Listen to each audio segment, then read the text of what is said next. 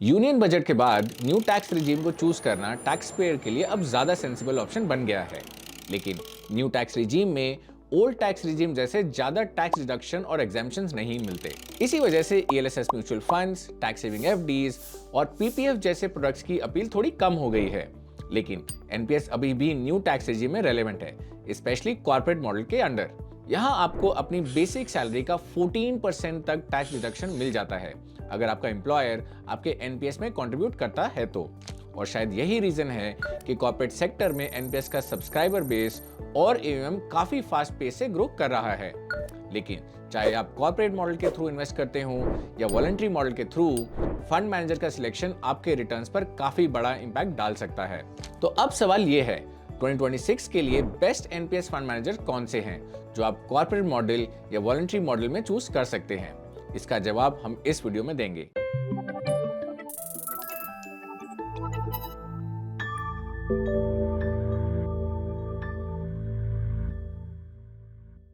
Hello and welcome to ET Money's YouTube Hindi channel. इस video में हम एनपीएस टियर 1 फंड मैनेजर्स का फिर एक बार एनुअल एनालिसिस करेंगे ताकि आप अपने पोर्टफोलियो के लिए बेस्ट फंड मैनेजर चूज कर सकें। लेकिन उससे पहले अ क्विक अपडेट, अगर आप एनपीएस में इन्वेस्ट करना चाहते हो तो ईटी मनी ऐप पर आप सिर्फ कुछ स्टेप्स में इन्वेस्ट कर सकते हो। प्रोसेस इज कंप्लीटली पेपरलेस और 1 मिनट से भी कम टाइम लगता है, और आप एसआईपी स्टार्ट करके मंथली इन्वेस्ट भी कर सकते हो। तो चलिए सबसे पहले बात करते हैं लास्ट एक साल के एनपीएस स्कीम्स की परफॉर्मेंस की। एनपीएस में दो टाइप के अकाउंट्स होते हैं, टीयर 1 और टीयर 2। अब टीयर 1 अकाउंट पर टैक्स बेनिफिट्स मिलते हैं, इसलिए इस वीडियो में हम सिर्फ टीयर 1 पर ही फोकस करेंगे। आप अपनी स्क्रीन पर एनपीएस टीयर 1 की स्कीम्स ई, सी, जी और ए के लास्ट 1 ईयर के रिटर्न्स देख सकते हैं। स्कीम ई मतलब इक्विटीज, स्कीम जी यानी गवर्नमेंट बॉन्ड्स, स्कीम सी होता है कॉर्पोरेट बॉन्ड्स और स्कीम ए मतलब अल्टरनेटिव इन्वेस्टमेंट्स। अब पिछले एक साल में एनपीएस टीयर 1 की इक्विटी स्कीम्स का परफॉर्मेंस थोड़ा वीक रहा है। स्कीम ई की बात करें तो हाईएस्ट रिटर्न थे 6.85% फ्रॉम कोटक पेंशन फंड। वहीं एसबीआई की स्कीम ई ने सिर्फ 1.35% का रिटर्न दिया है, और इसका मेन रीजन था पिछले साल का फ्लैट मार्केट। लास्ट एक साल में निफ्टी 200 टीआरआई, जो एनपीएस इक्विटी स्कीम्स के इन्वेस्टमेंट यूनिवर्स को अच्छे से रिप्रेजेंट करता है, उसका रिटर्न रहा है सिर्फ 5.12%। दूसरी तरफ स्कीम सी में भी सभी एनपीएस मैनेजर्स का परफॉर्मेंस काफी डिसेंट रहा और सभी स्कीम्स ने 8% से ज्यादा रिटर्न दिए। ये रिटर्न्स काफी हद तक कॉर्पोरेट बॉन्ड से मिलते जुलते थे, जिनके लास्ट ईयर के रिटर्न्स अराउंड 7.79% रहे। नेक्स्ट कम स्कीम जी। अब स्कीम जी ने भी last year modest return deliver किए। जहां highest return Aditya Birla scheme के रहे जो कि 5% था, वहीं सबसे कम कोटक के रहे एट 3.3%। अब गिल्ड म्यूचुअल फंड्स का एवरेज रिटर्न भी पिछले साल लगभग 4.4% रहा। अब लास्ट ईयर का रियल स्टार था स्कीम ए। इसमें मोस्ट केसेस में डबल डिजिट रिटर्न्स रहे। इनफैक्ट यूटीआई की स्कीम ए ने लगभग 30% का स्ट्रॉन्ग रिटर्न डिलीवर किया। सिर्फ डीएसपी की स्कीम ए ने डिसअपॉइंट किया, इसके रिटर्न्स थे 7.8% के आसपास। अब ओवरऑल देखा जाए तो एक साल में स्कीम सी और स्कीम ए ने अच्छा परफॉर्म किया, जबकि स्कीम ई और स्कीम जे उतनी इंप्रेसिव नहीं रही। अब एक इंपॉर्टेंट थिंग है, जून 2025 में max life pension fund management ने एनपीएस फंड मैनेजर के तौर पर काम करना बंद कर दिया। इसके बाद अब टोटल एनपीएस फंड मैनेजर्स 11 से कम होकर 10 रह गए हैं। चलिए अब हम देखेंगे कि चारों स्कीम्स में बेस्ट एनपीएस फंड मैनेजर्स कौन से हैं। अब पिछली बार की तरह इस साल भी एनपीएस स्कीम्स की परफॉर्मेंस को कंपेयर करने के लिए हम एवरेज 5 ईयर रोलिंग रिटर्न्स का यूज कर रहे हैं। However please note, NPS directly rolling returns publish नहीं करता, वो सिर्फ ट्रेलिंग रिटर्न्स ही पब्लिश करता है। इसलिए रोलिंग रिटर्न्स कैलकुलेट करने के लिए हमने एनपीएस स्कीम के एनएवीज को यूज किया और फिर डेटा को एनालाइज किया है। तो करंटली अगर हम देखें तो टोटल 10 एनपीएस फंड मैनेजर्स में से सिर्फ 7 फंड मैनेजर्स का कंप्लीट डेटा अवेलेबल है। इसलिए इस एनालिसिस में एक्सिस, डीएसपी और टाटा को हमने ड्रॉप कर दिया है। अब चलिए देखते हैं डिफरेंट फंड मैनेजर्स के इक्विटी स्कीम्स का परफॉर्मेंस कैसा रहा। एवरेज 5 ईयर रोलिंग रिटर्न्स के बेसिस पे एचडीएफसी का स्कीम ए सबसे टॉप पर है, जिसका रिटर्न 15.85% रहा। इसके बाद आईसीआईसीआई आता है जिसके रिटर्न्स 15.65% रहे, और फिर यूटीआई जिसके रिटर्न्स थे 15.43%। वहीं एसबीआई लिस्ट में सबसे नीचे आता है विद रिटर्न्स ऑफ 14.45%। चलिए अब देखते हैं 2026 के रैंक्स के कंपैरिजन 2025 के रैंक्स के साथ। HDFC की स्कीम में अपनी पोल पोजीशन पर बना हुआ है। ICICI ने अपनी रैंक 2 पोजीशन इंप्रूव करी है। कोटक वहीं का वहीं रहा हुआ है। UTI की रैंक 1 पोजीशन इंप्रूव हुई है। आदित्य बिरला रैंक 2 से गिरकर रैंक 5 पर आ गया है। और आखिर में LIC और SBI ने अपनी पोजीशन स्वैप कर ली हैं। अब अगर हम एनपीएस स्कीम ई के इन्वेस्टमेंट यूनिवर्स की बात करें तो ये इन्वेस्ट कर सकते हैं NSE और BSE के टॉप 200 स्टॉक्स में मार्केट कैपिटलाइजेशन के बेसिस पर। इसके अलावा ये इक्विटी म्यूचुअल फंड्स, सेंसेक्स और निफ्टी 50 ETFs और कुछ स्पेसिफिक ETFs, IPOs और डेरिवेटिव्स में भी इन्वेस्ट करते हैं।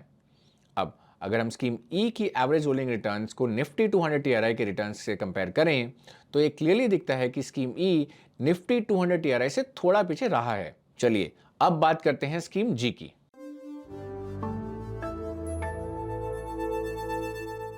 आप अपनी स्क्रीन पर स्कीम जी के एवरेज 5 ईयर रोलिंग रिटर्न्स देख सकते हैं। अगर हम चार्ट को क्लोजली देखें तो यहां LIC सबसे ऊपर है जिसके रिटर्न्स 8.48% रहे हैं। इसके बाद HDFC आता है जिसके रिटर्न्स 8.03% हैं। वहीं आदित्य बिरला और UTI दोनों लिस्ट के बॉटम पर हैं जिनके रिटर्न्स 7.68% हैं। अब अगर हम यहाँ 2026 की रैंक को 2025 की रैंक से कंपेयर करें तो एक इंटरेस्टिंग चीज सामने आती है। ज्यादातर फंड मैनेजर्स ने अपनी पोजीशंस ऑलमोस्ट मेंटेन रखी है, लेकिन इस बार कोटक और SBI के बीच टाई है और दूसरी तरफ UTI और आदित्य बिरला के बीच भी टाई देखने को मिलता है। स्कीम जी प्राइमली इन्वेस्ट करती है गवर्नमेंट सिक्योरिटीज यानी GSECs में। इसके अलावा ये गिल्ड म्यूचुअल फंड्स और कुछ गवर्नमेंट बैक्ड स्पेसिफाइड सिक्योरिटीज में भी इन्वेस्ट कर सकता है। अब अगर हम स्कीम जी की एवरेज होल्डिंग रिटर्न्स को गिल्ट म्यूचुअल फंड्स के रिटर्न से कंपेयर करें तो यह क्लियरली दिखता है कि स्कीम जी ने गिल्ट फंड्स के रिटर्न्स को बहुत इजीली बीट किया है। चलिए अब बात करते हैं स्कीम सी की।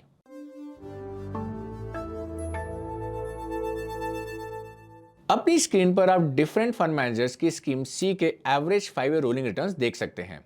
यहां HDFC scheme see clearly stand out करता है जिसके रिटर्न्स 8.39% रहा। इसके बाद SBI आता है विद 8.07% रिटर्न्स। वहीं सबसे कम रिटर्न्स कोटक ने दिए विद 7.44% रिटर्न्स। अब अगर हम करंट रैंक्स को 2025 के रैंक से कंपेयर करें तो यहां बिल्कुल भी कोई चेंज नहीं दिखता है। HDFC, SBI और ICICI अभी भी टॉप 3 NPS फंड मैनेजर्स बने हुए हैं। स्कीम सी प्राइमरी इन्वेस्ट करता है कॉर्पोरेट बॉन्ड्स में।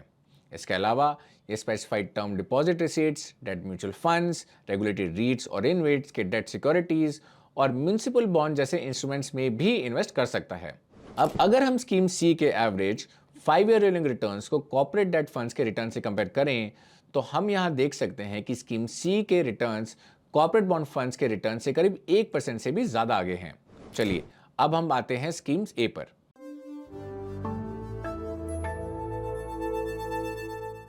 NPS स्कीम में अल्टरनेटिव इन्वेस्टमेंट एवेन्यूज में इन्वेस्ट करते हैं जैसे कि कमर्शियल या residential mortgage backed securities, REITs और InvITs, SEBI regulated alternative investment funds और ऐसे ही और ऑप्शंस। NPS टीयर 1 की स्कीम ए में सबसे बेस्ट परफॉर्मेंस रही है SBI पेंशन फंड्स की with return of 9.5%।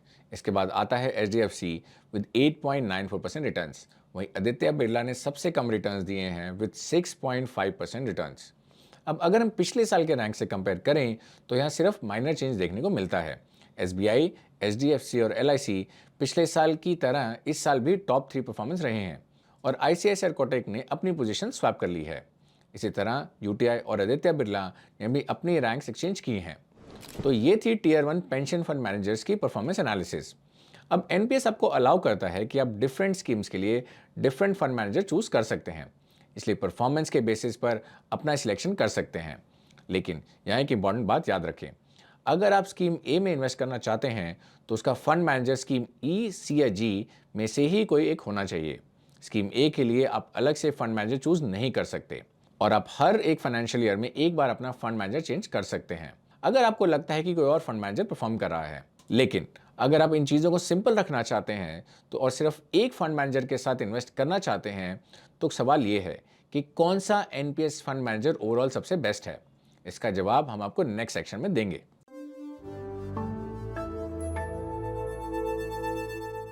Across all schemes best NPS pension fund manager find करने के लिए हमने हर फंड मैनेजर को रैंक्स असाइन किए हैं। इस टेबल में रैंक 1 और रैंक 2 को ग्रीन कलर दिया गया है और रैंक 6 और 7 को रेड।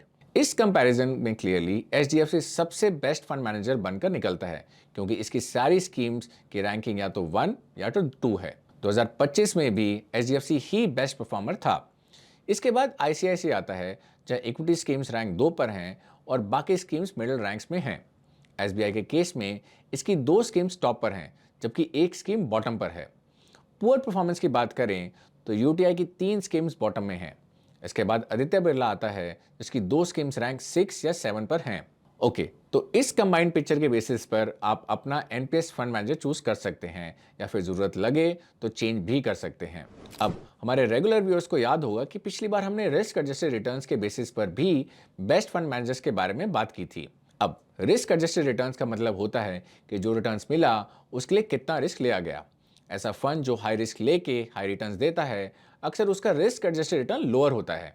वहीं दूसरी तरफ जो फंड लो रिस्क पर एवरेज रिटर्न देता है या फिर नॉमिनल रिस्क पर थोड़ा कम रिटर्न देता है, उसके रिस्क एडजस्टेड रिटर्न्स बेटर होते हैं। टेक्निकली रिस्क एडजस्टेड रिटर्न को कैलकुलेट किया जाता है रोलिंग रिटर्न की वॉलेटिलिटी से डिवाइड करके, और वॉलेटिलिटी मेजर होती है स्टैंडर्ड डेविएशन से। अब एनपीएस जैसे रिटायरमेंट प्रोडक्ट के केस में, जहां लॉक इन पीरियड काफी लंबा होता है, ज्यादातर इन्वेस्टर्स के लिए रिटर्न ज्यादा इंपॉर्टेंट होते हैं, ना कि वॉलेटिलिटी। आखिरकार बड़ा रिटायरमेंट कॉर्पस ज्यादा मैटर करता है, ना कि उसमें कितनी वॉलेटिलिटी इन्वॉल्व थी। फिर भी जो इन्वेस्टर्स रिस्क कॉन्शियस हैं और रिटर्न से ज्यादा स्टेबिलिटी को वैल्यू करते हैं, उनके लिए ये रहा रिस्क एडजस्टेड रिटर्न्स का एक समरी। इंटरेस्टिंगली यहाँ एक बिल्कुल डिफरेंट पिक्चर सामने आती है। आदित्य बिरला जो प्योर रिटर्न्स के केस में पहले बॉटम पर था, यहाँ टॉपर निकल रहा है। इसका मतलब ये है कि भले ही इसकी स्कीम्स के रिटर्न्स कंपैरेटिवली थोड़े कम हों, लेकिन वो रिटर्न्स काफ़ी लो वॉलिटी के साथ आए हैं और इसी वजह से इसका रिस्क एडजस्टेड परफॉर्मेंस स्ट्रॉन्ग दिख रहा है। एचडीएफसी के केस में इसकी 2 स्कीम्स टॉप रैंक्स पर हैं और कोई भी स्कीम बॉटम में नहीं है। सेम पिक्चर एसबीआई के साथ भी दिखती है। वहीं एलआईसी इस मैट्रिक के हिसाब से वर्स्ट फंड मैनेजर बन के निकलता है, क्योंकि इसकी तीनों स्कीम्स बॉटम में हैं। इसके बाद आईसीआईसीआई आता है, जिसकी 2 स्कीम्स का परफॉर्मेंस वीक रहा है। तो आखिर में आप अपनी पर्सनल प्रेफरेंस और बेसिस पे या तो पूरे रिटर्न्स को प्रायोरिटी दे सकते हैं या फिर रिस्क एडजस्टेड रिटर्न्स को। जो भी अप्रोच आप चूज करें, अपनी रिसर्च जरूर करें। इस एनालिसिस का मतलब ये नहीं कि हम आपको किसी पर्टिकुलर स्कीम को रिकमेंड कर रहे हैं। और इसी के साथ हम इस वीडियो के एंड पर आते हैं। अगर आपको ये वीडियो अच्छा लगा तो अपने फ्रेंड्स और फैमिली के साथ इसे जरूर शेयर करें। Will be back with another video. Till then take care. Mutual fund investments are subject to market risks. Read all scheme related documents carefully.